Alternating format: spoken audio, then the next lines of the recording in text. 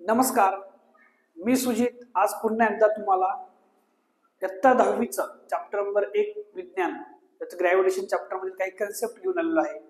तर आता इथपर्यंत तुम्ही आलात तर पूर्ण व्हिडिओ पाहून जावा आणि हे कन्सेप्ट नक्कीच तुम्हाला समजतील. तर आज आपल्याला कोणते कन्सेप्ट शिकायचे आहेत? तर पहिला आहे Kepler's law. Kepler's law first असेल, दुसरा असेल, तिसरा असेल आणि त्यानंतर ग्रॅव्हिटेशन युनिव्हर्सल ग्रॅव्हिटेशनल लॉ पाहायचा आहे. इत्यादी आपल्याला आज पाहायचं आहे. तर चला तर आपण सुरू करूया. त्या अगोदर आपण सर्वांना सांगू इच्छितो की आपला चॅनल इन्फायनाइट एज्युकेशन अकॅडमी हा युट्यूबवर सुद्धा आहे. याच्यावर तुम्हाला व्हिडिओ पाहायला मिळतील. सगळ्यांनी लाईक करा, सबस्क्राईब करा. व्हिडिओ आवडले तर तुमच्या मित्रांपर्यंत नक्की पोहोचवा. चला तर आपण सुरू करू. तर ह्या चॅप्टर मध्ये आपल्याला शिकत असताना काही बेसिक कन्सेप्ट आहेत. तर आपण लहानपणापासून काय शिकलेलो आहे? ग्रॅव्हिटेशन म्हणजे काय हे आपण शिकलेलो आहे.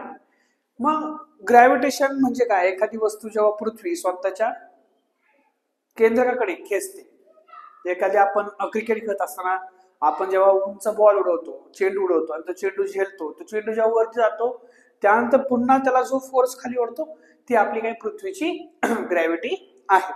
तर ग्रॅव्हिटी आपण आतापर्यंत शिकलेलो आहे, परंतु अभ्यास करत असताना अनेक विद्यार्थ्यांना याच्यामध्ये प्रॉब्लेम येतो की केपलर्स लॉ कसे समजून घ्यायचे.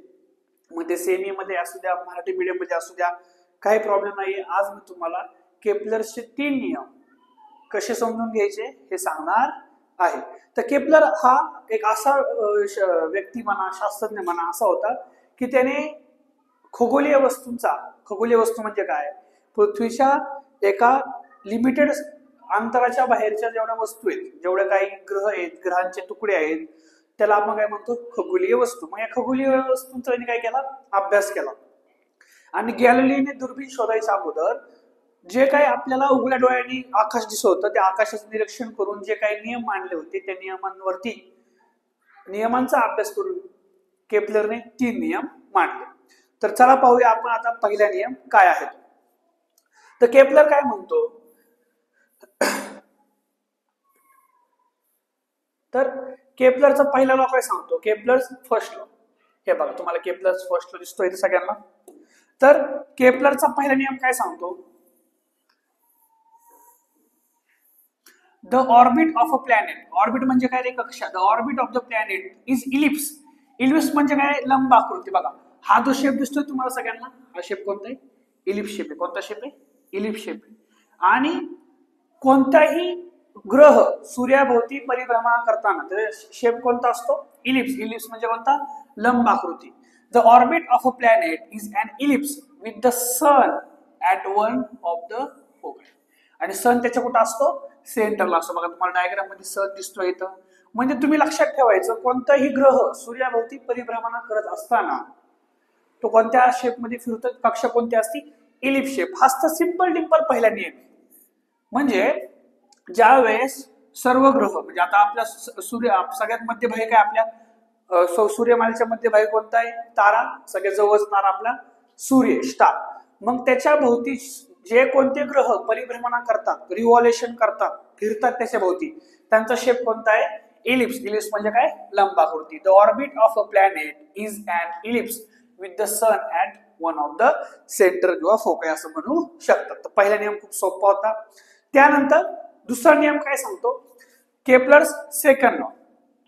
Kepler's second law. Kepler's second law काय सांगतो बघा सगळ्यांनी.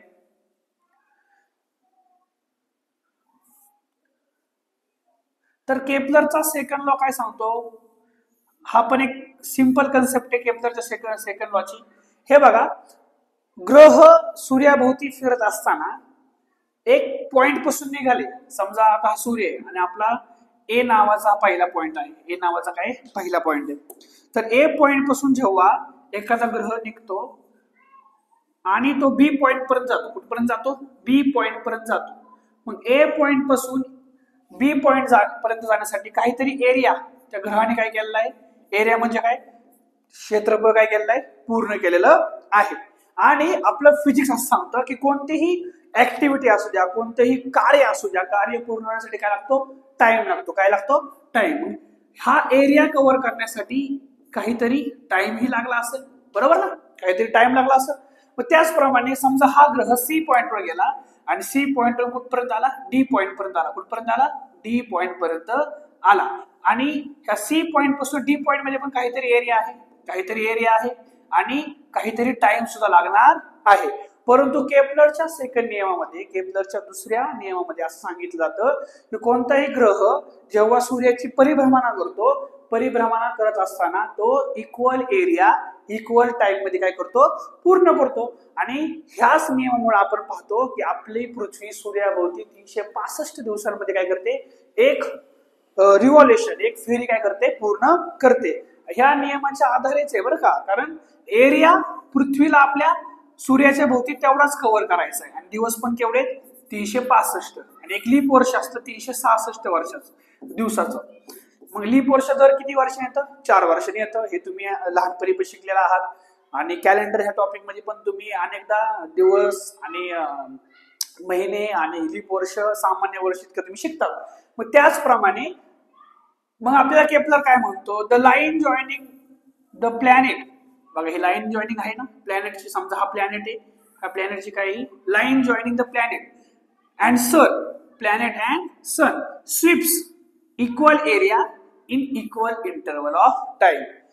ए ते बी मध्ये जेवढा एरिया असेल, समजा ए ते बी मध्ये असेल 1000 किलोमीटर स्क्वेअर. समजा किती असेल एरिया, 1000 किलोमीटर स्क्वेअर. आणि त्याला टाइम समजा लागत असेल 1 महिना. किती महिना, 1 महिना. तर सी टू डी मध्ये पण एरिया किती असेल, 1000 किलोमीटर स्क्वेअर. टाइम सुद्धा किती लागणार आहे, 1 महिना. तर केपलर दुसऱ्या नियमामध्ये सांगतो, कोणताही ग्रह सूर्याभोवती परिभ्रमण करत असताना किती एरिया, तो जेवढा एरिया प्रत्येक वेळेस पूर्ण करेल तेवढाच काय घेईल, तो इक्वल टाइम इंटरवल घेईल. मग पॉइंट कोणताही असू द्या, ए टू बी असू द्या, सी टू डी असू द्या, किंवा ई टू एफ असू द्या. सगळ्यांना कळलं, एकदम इझी आहे. सायन्स समजून घ्यायचं, सायन्सला रट्टा मारायचा नाही. जर तुम्ही सायन्सला रट्टा मारत असाल तर ते तुमच्या 1 दिवसासाठी पाठवेल. तुम्ही पेपरला गेलात, पेपर पुरतो पेपर लिहून बाहेर आलात तर ते विसरून जाल. तर सायन्स हे आपल्या आजूबाजू काय घडतंय हे दर्शवणारे काय आहे, शास्त्र आहे. काय, शास्त्र. चला आता पुढचा आपण घेऊया पॉइंट. तर नियम क्रमांक 2, नियम क्रमांक 2 आहे, sorry, third law. Third law काय सांगतो, एक लक्ष द्या. थर्ड लॉ काय सांगतो, third law, the square of its period, the square of its period, the square of its period of the revolution around the sun. आता आपला दुसरा नियम काय सांगतो, समजा ही एक इलिप्स कक्षा आहे, मध्ये काय, सूर्य, मध्ये काय, सूर्य. आता समजा आपला ग्रह आहे ए पॉइंटला. कोणत्या पॉइंटला, ए पॉइंटला. आणि तो ग्रह समजा बी पॉइंटवर येणार आहे. कशा येणार आहे, बी पॉइंट येणार आहे.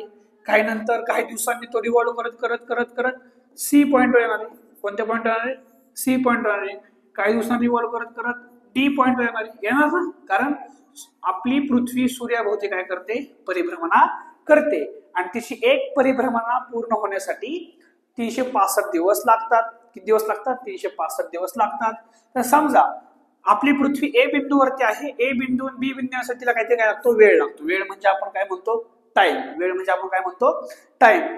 आणि हा टाइम हे काय म्हणतात, the square of its period, the square of its period. Period म्हणजे काय, वेळ.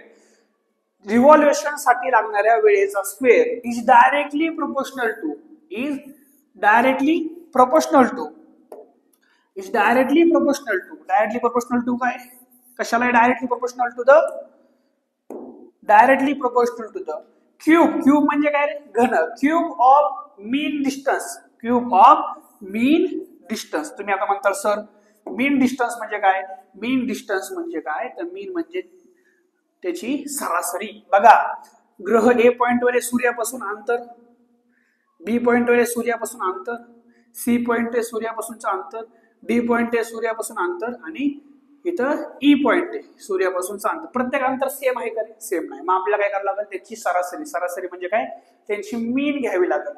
आणि त्यांची सरासरी घेऊन जर आपण क्यूब केलं तर हे काय होतं, नियम क्रमांक 3, केपलरचा नियम क्रमांक 3 पूर्ण होतो. काय म्हणतो, the square of its period of revolution around the सन.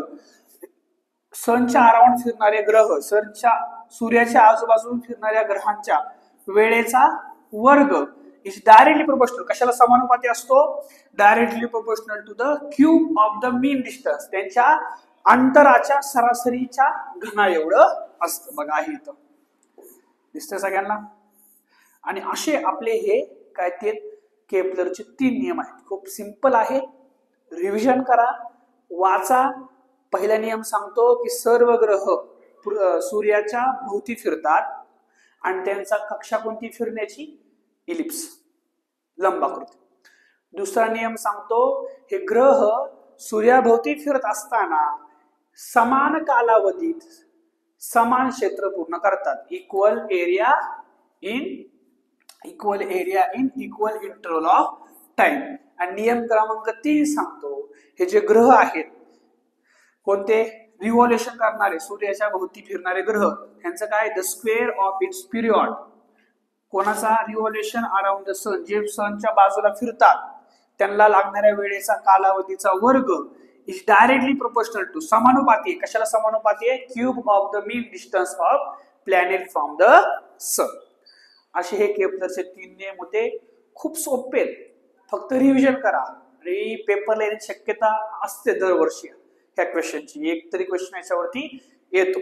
तर याच्यानंतर तुम्हाला काही प्रॉब्लेम असेल, काही क्वेश्चन असेल तर कमेंट मध्ये टाका. इथपर्यंत व्हिडिओ आवडला तर नक्कीच सबस्क्राईब करा, लाईक करा. तर आता आपण पुढचा टॉपिक घेऊया. कुठला घेऊया, पुढचा. पुढच्या टॉपिक मध्ये काय सांगितलंय रे आपल्याला, Newton's universal law of gravitation. बघा तुम्हाला दिसतंय सगळ्यांना, Newton universal law of gravitation. तर हा न्यूटन जो होता, न्यूटन हे सगळ्यांना माहितीच आहे. ग्रॅव्हिटेशनचा काय लावला, ग्रॅव्हिटेशन वरती स्टडी केला. म्हणजे ग्रॅव्हिटी होती असं नाहीये. ग्रॅव्हिटी जसं आपलं ब्रह्मांड तयार झालंय, जसं आपली सूर्यमाला तयार झाली तेव्हापासून ग्रॅव्हिटी आहेच. पण ती ग्रॅव्हिटी म्हणजे नक्की कशी एक्सप्रेस करायची, कशी सर्वांना समजून सांगायची, ते इक्वेशन कोणी मांडले, सर आयझॅक न्यूटन यांनी मांडले. मग पुढे काय झालं, आता Newton universal law of gravitation. Newton काय ग्रॅव्हिटेशनचा नियम मांडतो, युनिव्हर्सल ग्रॅव्हिटेशनचा, वैश्विक गुरुत्वाकर्षणाचा काय मानतोय तो, सिद्धांत मानतोय तो. काय म्हणतोय तो, all the above considering Kepler's law lead the Newton formula and its theory of the universal gravity. According to this theory, बघा इथून महत्वाचं आहे, न्यूटन्स युनिव्हर्सल लॉ ऑफ ग्रॅव्हिटेशनचा तुम्हाला पेपरला क्वेश्चन आला किंवा तुम्हाला विचारलं की युनिव्हर्सल लॉ ऑफ ग्रॅव्हिटेशन म्हणजे काय, हे बाबा आम्हाला समजून सांग. तर लहान मुलांमध्ये खूप क्युरिओसिटी असते, त्यांना एखादी गोष्ट पडली की ते कधी विचारता आपल्याला, आणि आपल्याला ती गोष्ट समजून सांगता आली पाहिजे. आणि ज्या वेळेस एखादी गोष्ट तुम्हाला लहान मुलाला समजून सांगता आली त्यावेळेस तुमचा टॉपिक क्लिअर. तर बघा, अकॉर्डिंग टू दिस थिअरी, ह्या थेअरीप्रमाणे, ह्या नियमाप्रमाणे काय म्हणतोय Newton, every object in the universe is attracts every other object with a definite force. बघा युनिव्हर्स मध्ये कोणते ऑब्जेक्ट आहेत, ते ऑब्जेक्ट एकमेकावर काय लावतात, फोर्स लावतात. हा नियम काय म्हणतो, according to this theory every object, every म्हणजे कोणताही ऑब्जेक्ट इन द युनिव्हर्स मधला, विश्वामधला कोणते object attracts every other object with definite force. बघा समजा हा एक ऑब्जेक्ट आहे, हे ऑब्जेक्टला आपण म्हणू M1, ह्याला मास 1 आहे. प्रत्येक ऑब्जेक्टला काय असतं, वस्तुमान असतं. त्यानंतर हे ऑब्जेक्टला काय म्हणू आपण, M2 म्हणजे काय, मास 2. आणि ह्या दोघांमध्ये काहीतरी फोर्स असणार आहे. हा नियम काय सांगतो, ह्या दोघांमध्ये काहीतरी असणारे फोर्स, काय असणारे फोर्स. मग तुम्ही म्हणताल हा फोर्स असतो, पण हा फोर्स कसा फाइंड आउट करायचा, नक्की हा फोर्स काय असतो, तर काय असतो ऐका. दिस फोर्स, हा जो फोर्स आहे, this force is directly proportional to the product of the masses. Product म्हणजे काय रे, ह्यांचा गुणाकार, मासेसचा काय गुणाकार. बघा, this force is directly proportional to the product of the masses M1 into M2. कारण दोन वस्तू आहेत ना, त्यामुळे पहिल्या वस्तूचं वस्तुमान M1, दुसऱ्या वस्तूचं वस्तुमान M2, product of the masses. And inversely proportional म्हणजे काय, त्याला डिवाइड मध्ये काय, inversely proportional to square of distance between them. ह्या दोघांमधलं जे अंतर आहे, सेंटर टू सेंटर आपण अंतर घेतो, या दोघांमधलं जे अंतर आहे, हे अंतराचं काय असेल बाळांनो? स्क्वेअर. काय असेल? स्क्वेअर. तर परत सांगतो, खूप सोपं आहे. विश्वामधल्या कोणत्याही दोन वस्तू एकमेकाला एका डेफिनेट फोर्स मध्ये काय करतात? स्वतःकडे अट्रॅक्ट करतात. मग अट्रॅक्ट करण्यासाठी काय असतं? डेफिनेट फोर्स असतो. तो फोर्स म्हणजे काय? Force is directly proportional to the product of the masses. Directly proportional to the product of the masses. Product म्हणजे काय? त्याचं गुणाकार m1 into m2. Inversely proportional to the distance square. आणि ह्या दोघांमध्ये जे अंतर आहे, ह्या डिस्टन्सचं काय आहे? स्क्वेअर. डिस्टन्सचं काय आहे? स्क्वेअर. मग पुढे जाऊन काय होतं? लक्ष द्या. मग पुढे जाऊन काय होतं बघा.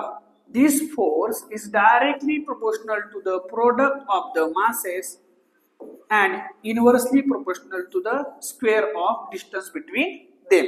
मग हा जो अल्फा आहे, ज्यावेळेस अल्फा निघून जाईल तेव्हा F is equal to gravitational constant into m1 into m2 mass 2 divide by distance between them, त्या दोघांमधला अंतराचा वर्ग.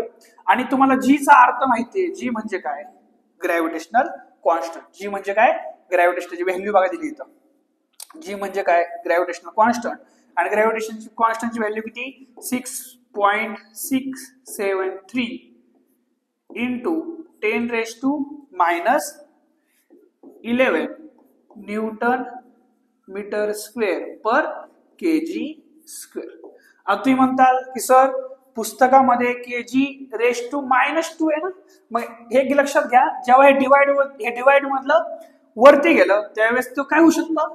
Newton metre square kg⁻². बरोबर. मग तुम्ही जर लिहित असताना ही पण व्हॅल्यू बरोबर आहे. ही तुमच्या पुस्तकामध्ये दिली. काही जणांच्या पुस्तकामध्ये अशी आहे, काही जणांच्या पुस्तकामध्ये अशी आहे. बघा, जर डिवायडेशन मध्ये आहे मग kg² आहे. मग मी जे डिवायडेशन काढलं तेव्हा -2 झालेला आहे. त्यामुळे असं काही जास्त विचार नाही करायचा. तर Newton's universal law of gravitation खूप सोपा आहे.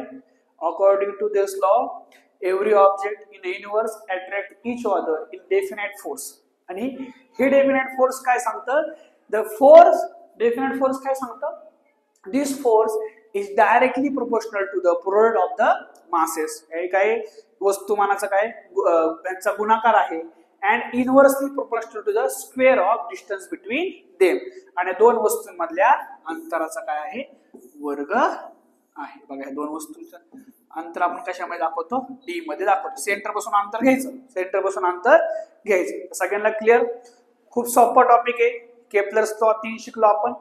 ते 3 केप्लर्स लॉ नंतर आपण काय शिकलो? Newton's universal law of gravitation. आता ह्याच्यामध्ये 2 पॉइंट खूप महत्वाचे आहेत, जे तुम्हाला नेहमी लक्षात असले पाहिजे. पहिला पॉइंट कोणता बघा? If the distance is double.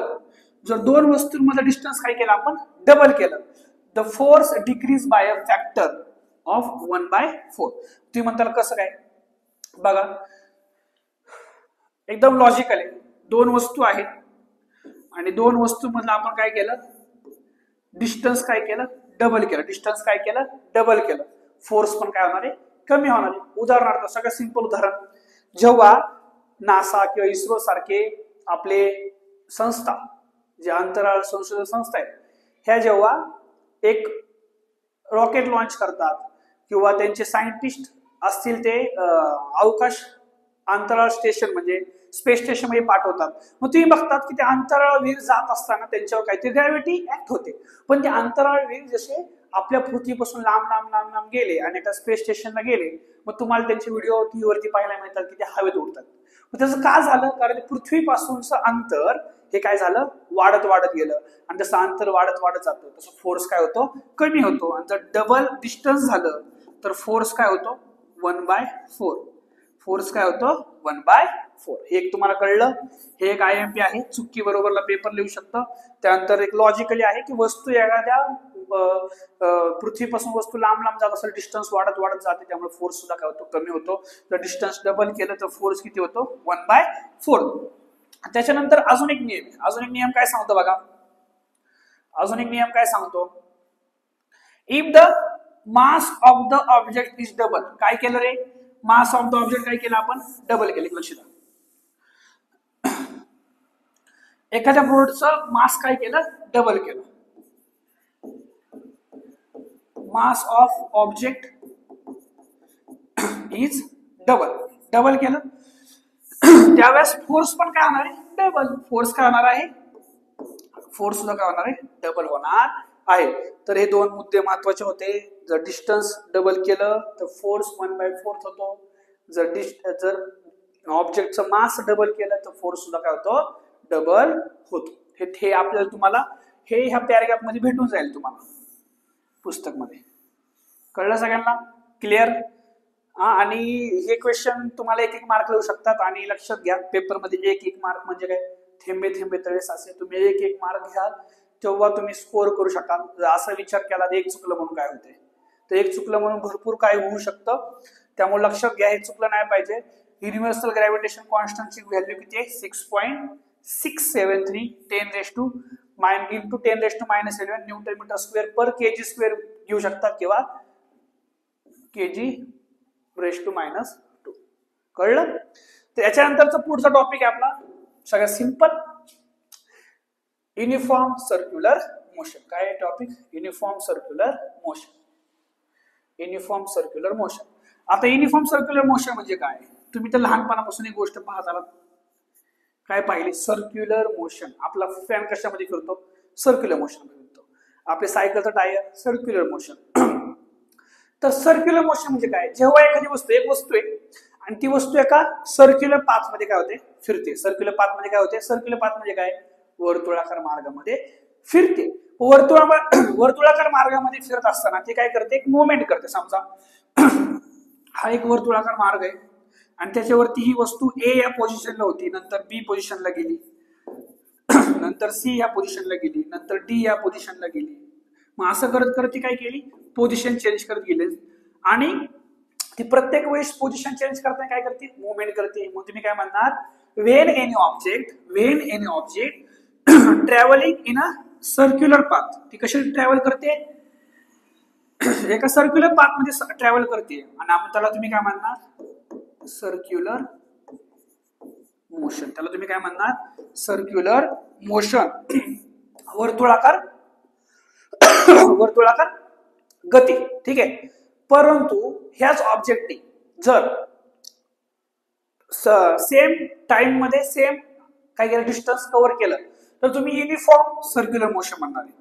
Uniform circular motion. तुम्ही म्हणता सर नीट समजून सांगा, युनिफॉर्म सर्क्युलर मोशन म्हणजे काय. चला भाई, परत युनिफॉर्म सर्क्युलर मोशन कळलं, जेव्हा एखादी वस्तू वर्तुळाकार मार्गामध्ये परिभ्रमण करते. Wien any object revolving around in a circular path. कशामध्ये फिरते, सर्क्युलर पाथ मध्ये फिरते. तर त्याला तुम्ही काय म्हणता, सर्क्युलर मोशन. पण युनिफॉर्म म्हणजे काय, युनिफॉर्मला मराठीमध्ये म्हणतात एक समान. तर कसं बघा, आता एक सर्क्युलर पाथ आहे, ठीक आहे, समजून घ्या, हा आपला सर्कल आहे, ठीक आहे. आणि ह्या सर्कल वरती ए हा ऑब्जेक्ट आहे. म्हणजे आपण 4 पॉइंट करू सर्कलचे, ए पॉइंट, बी पॉइंट, सी पॉइंट आणि डी पॉइंट. असे किती पॉइंट झाले, 4. प्रत्येक पॉइंटचं समजा अंतर आपण पकडू 400 मीटर. किती मीटर, 400 मीटर. इथून हे 400 मीटर, ठीक आहे, इथून हे 400 मीटर, त्यानंतर इथून हे 400 मीटर, त्यानंतर या पॉइंट वरून हे 400 मीटर, त्यानंतर या पॉइंट वरून हे 400 मीटर. तुम्हाला कळलं की डिस्टन्स किती वाढलं, 400 मीटर. इथं किती आहे, 400 मीटर, आणि हे किती आहे, 400 मीटर. परंतु जो हा जो ए नाव, हा जो समजा सुमित नावाचा विद्यार्थी होता, हा सुमित नावाचा मुलगा पहिले 400 मीटर डिस्टन्स समजा तो कव्हर करतो 40 सेकंदात. किती सेकंदात, 40 सेकंदात. तो पुढचे 400 मीटरचा डिस्टन्स किती पूर्ण करतो, 40 सेकंदात पूर्ण करतो. पुढचे 400 मीटरचं डिस्टन्स 40 सेकंदात पूर्ण करतो. समजून घ्या, नाही तर कोणतरी म्हणाल सर इतकं 400 मीटर 40 सेकंदामध्ये कसं होईल सर, पूर्ण त्याला 1600 मीटरचा राऊंड मारायचा आहे. आपण गृहीत धरतोय, तर इथला टाइम किती झाला, 40 सेकंद. मग तुम्ही ऑब्झर्व केलं की हा सुमित काय करतोय, इक्वल डिस्टन्स काय करतोय, इक्वल टाइम मध्ये काय करतोय, कव्हर करतोय. इक्वल डिस्टन्स काय करतोय, इक्वल टाइम मध्ये कव्हर करतोय. आणि तुम्ही लक्षात ठेवायचं, जेव्हा एखादी वस्तू वर्तुळाकार मार्गामध्ये फिरते आणि ती इक्वल डिस्टन्स इक्वल टाइम मध्ये कव्हर करते, तर तुम्ही त्याला काय म्हणणार आहात, युनिफॉर्म सर्क्युलर मोशन. आणि आपलं घड्याळ सुद्धा, आपण जे भिंतीवरती घड्याळ वापरतो, ते घड्याळ सुद्धा काय करतं, प्रत्येक एक सेकंदाला पुढे पुढे सरकतं. आणि ते घड्याळ 60 सेकंदामध्ये, तो एक सेकंद काटा काय करतो, 60 सेकंदामध्ये एक राऊंड पूर्ण करतो. तर आपण असं म्हणू शकतो की घड्याळाचा काटा कशामध्ये फिरतोय, युनिफॉर्म सर्क्युलर मोशन मध्ये फिरत आहे. तर सगळ्यांना कळलं युनिफॉर्म सर्क्युलर मोशन म्हणजे काय, सगळ्यांना कळलं. कळलं असं सगळ्यांनी पटपट पटपट लाईक करा. Yes, thank you. ज्यांनी लाईक केलं त्यांना थँक्यू. ज्यांनी लाईक नाही केलं त्यांनी अजून पुढे बघा. ज्यांना आवडलं नसेल पुढे बघा, तुम्हाला पूर्ण टॉपिक समजून सांगतो. ठीक आहे. आता तुम्हाला पेपरला एक क्वेश्चन येतो. क्वेश्चन काय करतो की F is directly proportional to the R square. काय, F is directly proportional to the 1 upon R square. हे काय करा म्हणतात, ते एक्सप्लेन. एक्सप्लेन म्हणजे काय करा म्हणतात, स्पष्ट करा. एक्सप्लेन म्हणजे काय करा म्हणतात, स्पष्ट करा. मग एक्सप्लेन करा. आता आपल्याला दरवेळेस कसं असतं, गणितामध्ये प्रमेय म्हटल्यावरती आपल्याला टेन्शन येतं. पण हे प्रमेय वगैरे काय असतात, एका फॉर्म्युला जनरेट, एखादा फॉर्म्युला जनरेट कसा झाला, तयार कसा झाला, याचं ते प्रमेय म्हणजे काय असते, पूर्ण एक हिस्ट्री असते. त्याचप्रमाणे F is directly proportional to R square.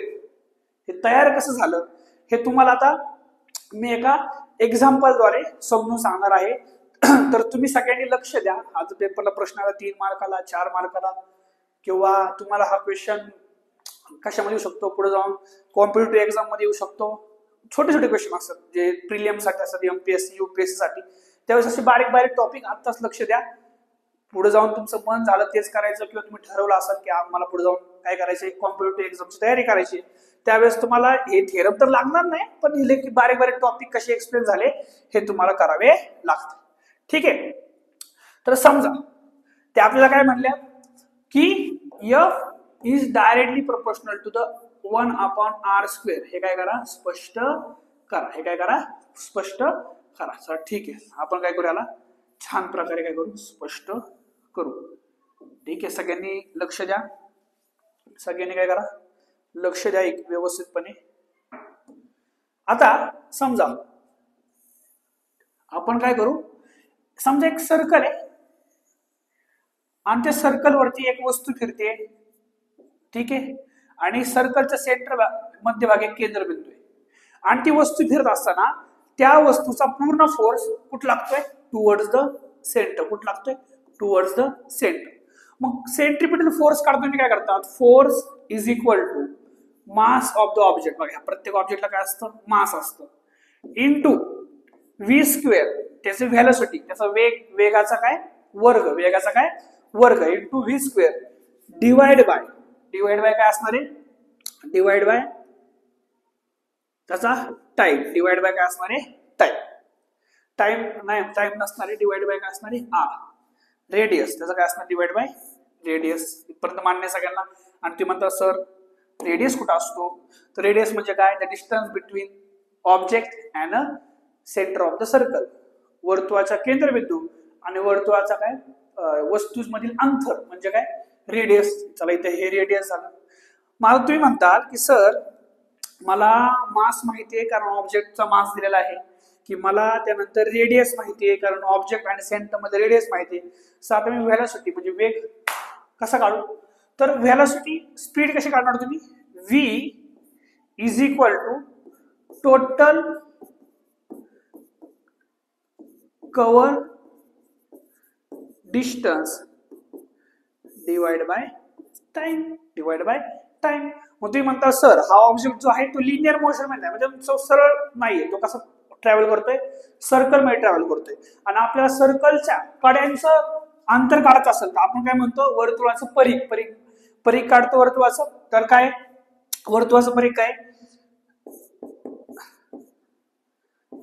Circle म्हणजे काय, वर्तुळाचं परीघ कसं आहे, परीघ म्हणजे काय रे, पॅरामीटर. परीघ म्हणजे काय, 2 पाय आर. मग तुम्हाला सगळ्यांना कळलं काय कळलं? V is equal to total cover distance काय 2 पाय आर डिवाइड बाय काय आहे टाइम. डिवाइड बाय काय आहे टाइम. तुम्हाला व्ही ची व्हॅल्यू भेटली. व्ही ची व्हॅल्यू भेटली. चला हे आपण इक्वेशन नंबर 1 मान्य करू. इक्वेशन नंबर काय 1. तर ही व्ही ची व्हॅल्यू कशामध्ये भरायची? इक्वेशन नंबर 1 च्या व्ही मध्ये भरायची. काय होईल? F is equal to mass into velocity किती वेग किती आहे रे 2 पाय आर डिवाइड बाय 2 पाय आर डिवाइड बाय काय आहे? डिवाइड बाय काय आहे? टी आहे. डिवाइड बाय काय? टी म्हणजे काय? टाइम.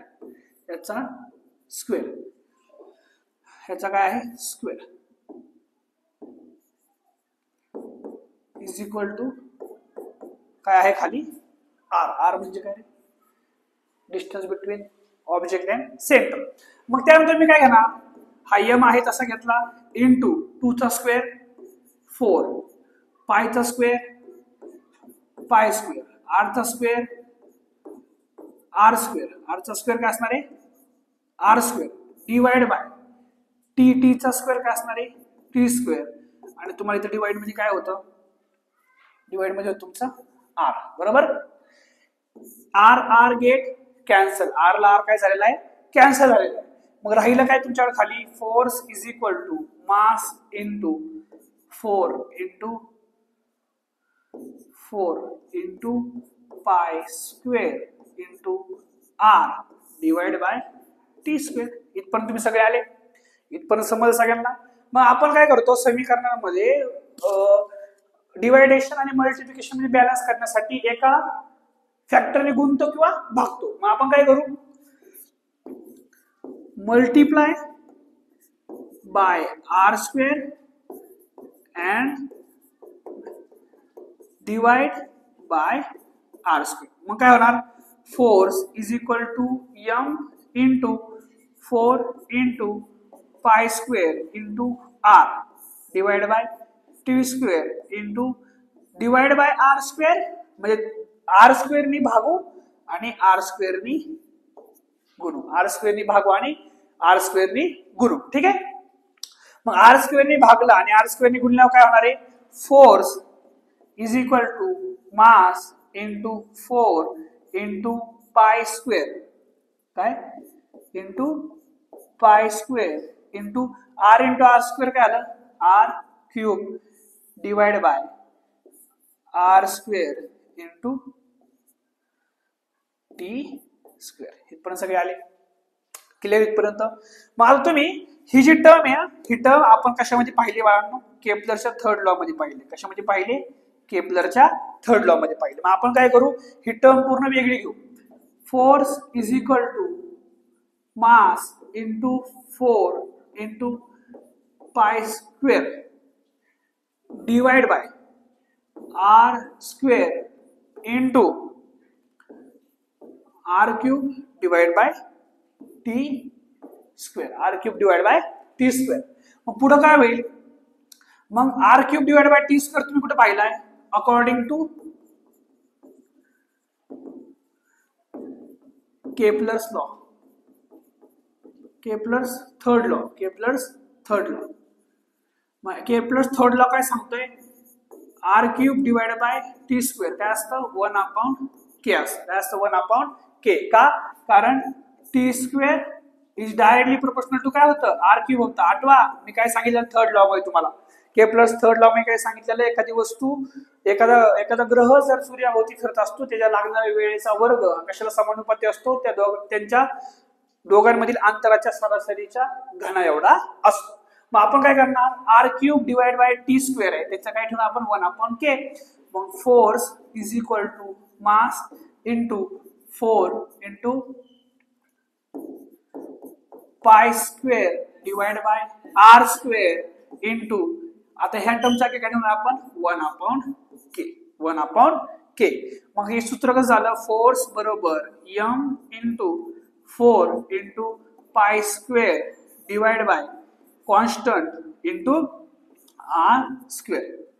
आता आपण जर पाहायला गेलो तर मास हे 4 पाय स्क्वेअर आणि कॉन्स्टंट ही सगळी व्हॅल्यू काय आहे रे बाळांनो? ही सगळी व्हॅल्यू काय आहे? कॉन्स्टंट आहे. आता वेगळं राहिलं कोण मग? वेगळं राहिलं काय? फोर्स इज इक्वल टू ही सगळी व्हॅल्यू काय? कॉन्स्टंट इंटू राहिलं काय? 1/r square. 1/r square. आणि जेव्हा आपण कॉन्स्टंटचं चिन्ह घालवतो त्यावेळेस काय येतं? Directly proportional to 1/r square. That's why F is equal to 1/r square. आणि अशा पद्धतीने तुम्हाला येणाऱ्या पेपरला जो क्वेश्चन होता तो इतकं अशा पद्धतीने काय झालेला आहे? सॉल्व्ह झालेला आहे. तर तुम्ही सगळ्यांनी एकदा बघून घ्या. याच्यावरती काही क्वेश्चन असतील ते मला कमेंट बॉक्समध्ये टाका. मी नक्की तुमचे प्रश्न सोडवायचा प्रयत्न करेल. आणि हा व्हिडिओ आवडला असेल नक्की तुमच्या सर्व मित्रमैत्रिणींपर्यंत पोहोचवा. ज्यांना हा टॉपिक समजला नसेल शाळेमध्ये किंवा त्यांच्या कोचिंग क्लासमध्ये तर त्यांना नक्की हा व्हिडिओ पोहोचवा. आणि सर्वांपर्यंत हा व्हिडिओ पोहोचून लाईक करा, शेअर करा. आणि आपलं युट्यूबचं अकाउंट नक्की सबस्क्राईब करा, बेल आयकॉन टॅप करा, जेणेकरून मी जेवढे व्हिडिओ टाकल ते तुमच्यापर्यंत पोहोचतील. थँक्यू. तर पुन्हा एकदा भेटूया आपण नवीन व्हिडिओमध्ये. धन्यवाद.